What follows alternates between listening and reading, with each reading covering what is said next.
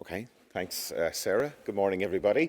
And thank you to everybody in the last session. Really interesting, inspiring examples from across Europe. So I think everybody got something from that session. It's great to see concrete examples in action. So I'm going to summarize some of the comments and the feedback that came through from Google Doc E that many of you completed. And we asked very much around the support measures that are there for advisors. So I pulled out a few examples which I thought would be relevant to the discussion over the next few days, or these few days. So the question one was, what is foreseen in your CAPT strategic plan to further integrate advisors into the AKIS in your country? So again, trying to summarize all of the really good feedback.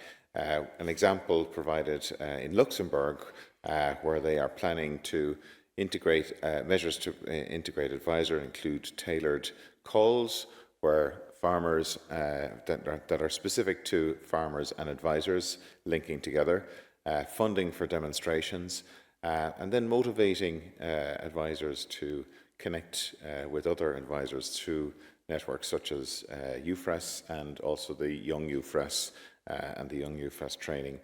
Events and collaboration between advisors, researchers and farmers and being organised. So we heard some really good examples yesterday of those events that are being organised by some of the member states to bring advisors, researchers and farmers together to understand the latest technical updates, but also to get that upwards feedback from them. Initially, they have AKIS-related interventions that focus on systemic and regional approaches, aiming to improve knowledge flows and collaboration amongst AKIS actors. So these include training activities, support services and networking actions are envisaged to strengthen cooperation. And then other measures listed by other respondents included quality assurance of advisors using lifelong learning systems, events organised by thematic working groups, tailored calls and funding for demonstration events with evaluation. So that quality assurance really encapsulates a lot of what we're trying to achieve here.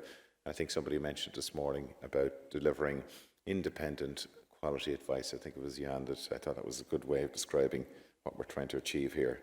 Are there innovation support services in your country? So many people responding to this said not quite yet, but we're working on it. Various services and organisations do provide educational events for agricultural advisors, which can be checked and approved by lifelong learning boards for permanent education points. So this is like the CPD for advisors. Again, in Luxembourg, efforts are being made to establish a dedicated innovation brokering by having a person focused on grouping people and mediating during project preparation. Innovation support services exist in different regions, including Sardinia, Portugal, Germany and Italy, aimed at providing training, technical assistance and advice to farmers and promoting interactive innovation in the agricultural sector. And of course, we heard the really good examples from this morning. Just to take a closer look at Sardinia, mainly public innovation support services that are provided. In the area of transferring research results, the Regional Agency for Agricultural Research has 5 experimental or demonstration farms and 1 experimental cork farm. And it frequently organises dissemination seminars and carries out research projects with the involvement of many of the regional AKIS players. So very much a collaborative approach there to dissemination and innovation support.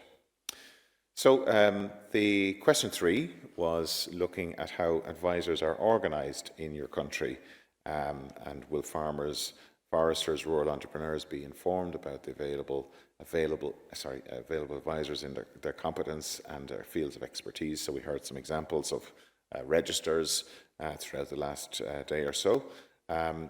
Several countries said that there is a mix of state-funded and private advisory services available to farmers with varying levels of contact and accessibility to farmers. Public advisory services are often organised within agricultural chambers or other public entities, Many countries maintain database or lists of registered advisors to provide farmers with information about available services and ensure quality expertise. And professional associations and organisations play a significant role in supporting and coordinating advisory services, and there is a diverse range of consultants and experts involved in providing agricultural advice. So that's an important group that we haven't heard much discussion about. Professional associations that are sometimes tasked with actually delivering training to advisors. I'm aware of one country in particular that happens, where the advisory service actually delegate the responsibility of training to the professional association. I thought it was appropriate, since we're in Lithuania, to take a closer look, and I was impressed by the detail that they have gone into, particularly with the launch of their cluster recently. In order for the advisory system to be more open, flexible and responsive to the needs of farmers, during the new period, a list of independent agricultural advisors has been created, and the aim is to bring together the widest possible circle of advisors, which include not only advisors, researchers, but also specialists, experts in their specific field with both specific knowledge or international experience. And that came up during our conversations yesterday about who can advisors talk to or access for more specialist knowledge or support. So that back office support is really, really important part of delivering an advisory service, ensuring that high quality advice. Conditions are also created for the farmer to choose consultations with the advisor that best meets his or her needs and gives feedback about the quality of the service. And then question 4, are advisors provided with regular training, including brokering for innovation?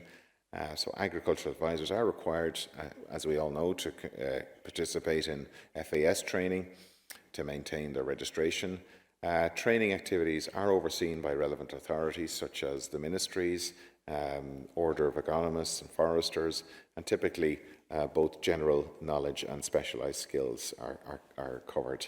Training programmes vary in duration, format, topics covered, and can be provided through national training catalogues, external bodies, public structures and professional associations. I think what we have experienced in Ireland is a particular challenge around finding the time to train advisors, particularly with the new agricultural schemes that are in place. The new CAP has placed a lot of pressure on advisors across Europe, and it's finding that time and that window to actually attend training, because we know in Ireland anyway, its workloads are very, very high.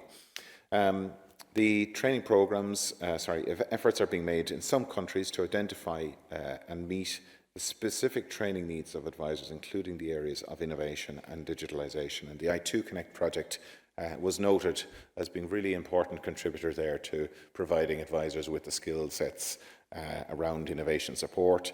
And of course, SEKAR, we haven't heard much mention of SEKAR over the last couple of days. This, we see in Ireland in particular, a really important framework for training our advisors in the soft skills that they need to engage with farmers. And we've just recently introduced a new module specifically looking at innovation support. Quick look at Portugal in the future. Within the scope of the AKIS monitoring group to be created, one of the tasks will be to identify training needs and define a training plan that can be in different formats and duration. So engaging with advisors around their own training needs and then matching those, I suppose, with the higher level ambitions within the CAP and regional plans. And I think this is the last one. Tell us about your back office specialists, advisors and knowledge reservoirs for practice in your country and how they are organised. So in Italy, they have a portal that serves as a valuable tool for Italian consultants. In Estonia, we heard yesterday about a digital knowledge platform that has been in existence since 2000. So they have a lot of experience in this area. So I think we should be speaking to our Estonian colleagues, wherever they are here this morning, to maybe ask them a little bit more about this digital platform that they've created. And then Chagas, we use a network of specialists that bridge the gap between research and advice, offering support and dissemination activities to advisors and AKIS. So our specialists, they link not just only with researchers, but also policy makers and engaging with farmers, of course, as well, to understand their needs. Question 6, then, is there a system of vouchers? I think we heard about that this morning. There are some countries that are using that, and we see that in Croatia, all services of public advisory service are free for the registered agricultural producers. So I know some countries do offer a free advisory service. So I think that's me done. I think that's next slide here is to tee up the next session. So looking forward to really engaging session this morning because this is a topic that is close to all of our hearts. So we will chat to you in the breakout sessions. Thank you.